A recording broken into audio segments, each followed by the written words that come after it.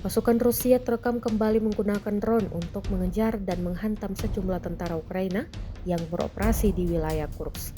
Rekaman momen serangan tersebut diunggah di Telegram pada Kamis, 6 Maret 2025. Rekaman yang beredar di media sosial memperlihatkan momen ketika drone Rusia berhasil mendeteksi keberadaan kelompok tentara Ukraina di area terbuka. Tak lama setelah itu, drone serang meledakkan target dan menyebabkan kehancuran di lokasi tersebut.